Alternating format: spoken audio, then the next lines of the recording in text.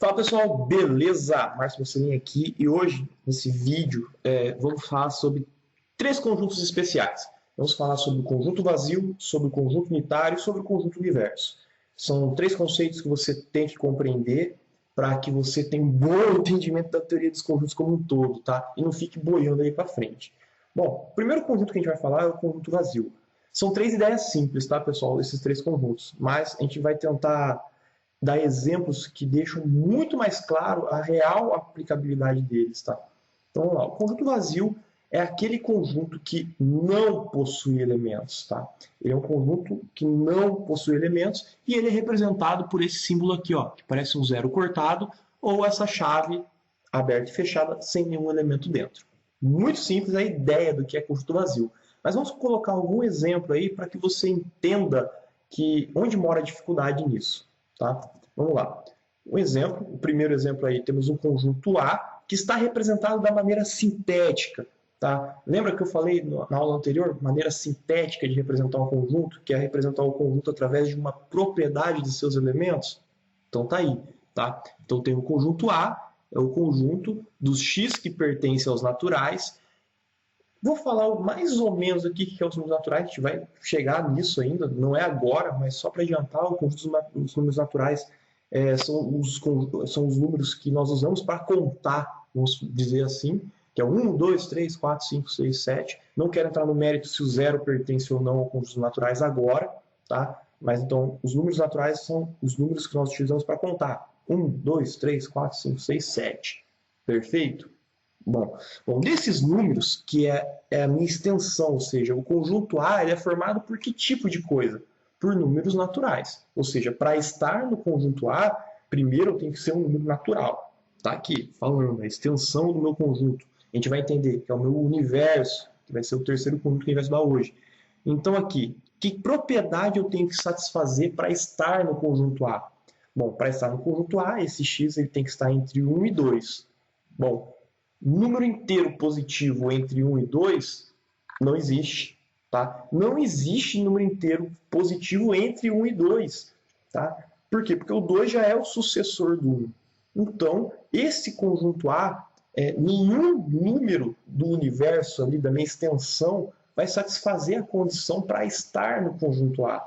Se nenhum número satisfaz essa condição, ou seja, não existe número natural que satisfaça a condição, então meu conjunto A é um conjunto vazio. Um conjunto vazio, que eu vou colocar assim. Então A é igual ao conjunto vazio.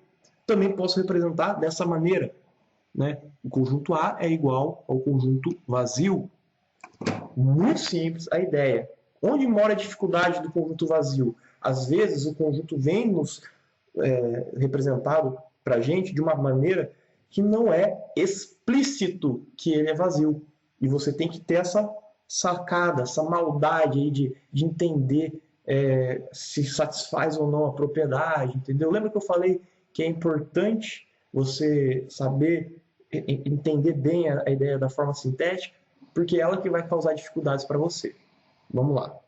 Um exemplo 2. B é um conjunto dos x pertencente aos reais, de tal forma que x ao quadrado é menor do que zero. Tá? Ou seja, meu universo aí é o x pertencente aos reais.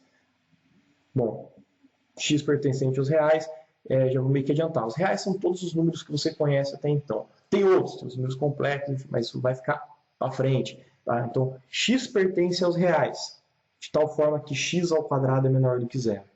Bom, x ao quadrado, você já pode pensar assim, x ao quadrado, um número vezes ele mesmo. Se o número é positivo, vai ser assim, ó, positivo vezes positivo vai dar positivo. Negativo vezes negativo vai dar positivo. Se for zero, zero vezes zero vai dar zero. Nenhuma das possibilidades envolvendo um número vezes ele mesmo, seja esse número positivo, seja esse número negativo, ou seja esse número zero, nenhuma possibilidade vai resultar em um número negativo. E lembra que quando eu falo que o número é menor do que zero, eu estou falando que ele é negativo. Ou seja, não existe número que elevado ao quadrado, número pertencente aos reais que elevado ao quadrado, que vai resultar em um número menor do que zero. Ou, em outras palavras, um número negativo. Dessa forma, se não existe número que satisfaça essa condição, eu estou falando que não existe número que satisfaça a condição para estar no B, ou seja, o B é um conjunto vazio também, igual ao A do exemplo anterior.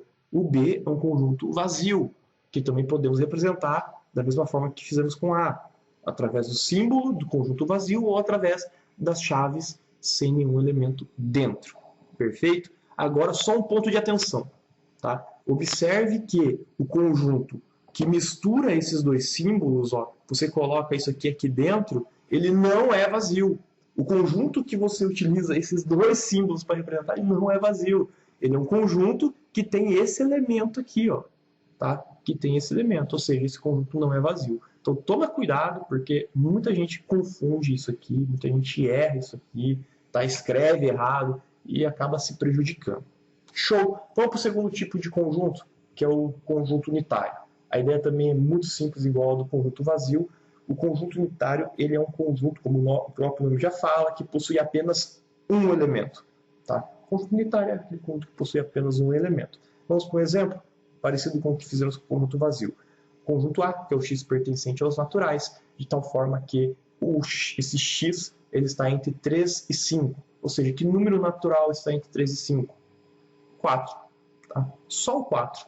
Então, existe apenas um número que satisfaz essa condição, que é o 4. Então, nós escrevemos A é igual, abre chaves, fecha chaves e lista os elementos que pertencem a A. Nesse caso, só o 4. Então, A é igual ao conjunto que tem como único elemento o 4. Perfeito? Agora, atenção. Observe que eu não escrevi e não devemos escrever A igual a 4.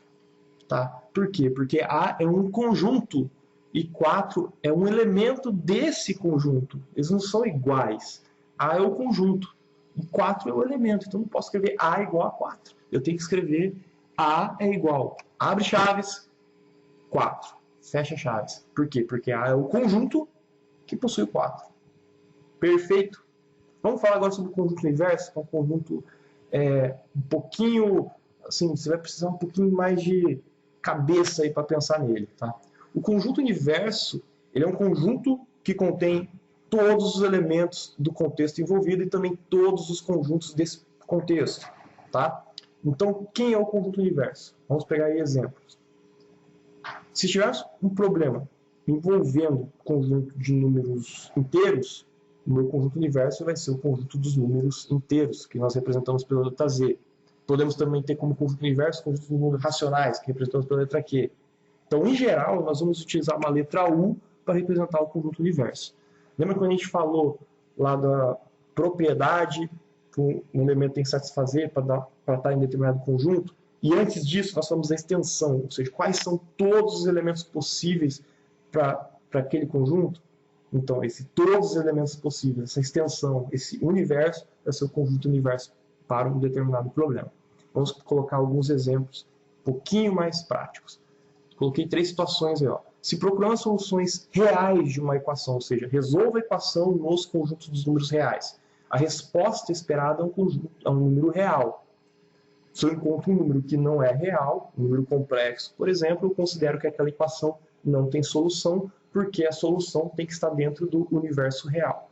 Se eu falo assim, o segundo quadradinho que eu tenho aqui de exemplo, se uma equação tem que ser resolvida nos números inteiros, ou seja, resolva a equação nos números inteiros, a resposta que eu espero é um número inteiro, 2, 3, menos 5, 0, 7, menos 27 mil, enfim, é um número inteiro. Então, se eu encontro como resposta para essa equação que o universo é um número inteiro, um número menos 5,4, esse menos 5,4 tem que ser descartado, porque ele não é um número inteiro, é um número racional que não é inteiro. Show? Se eu estou trabalhando agora na geometria plana especificamente, um conjunto universo é um determinado plano alfa, que todos os pontos do meu problema estão naquele plano alfa. Bom, agora se você parar para pensar, você vai ver que quase sempre a resposta para algumas questões vai depender do conjunto universo que estamos trabalhando. Então, vamos ver esse exemplo que vai deixar mais claro isso daí. Olha essa pergunta que está em branco. Qual é o conjunto dos pontos que ficam a igual distância de 2 pontos A e B, sendo esse A e B pontos diferentes? Vou fazer 3 desenhos aqui para você. Tá? Então, o primeiro desenho, você tem aí o ponto A e B, certo? O segundo desenho você tem o ponto A e B, e o terceiro desenho você tem o ponto A e B. Em todos esses pontos A e B, vamos ligar a reta que os une aqui, ó.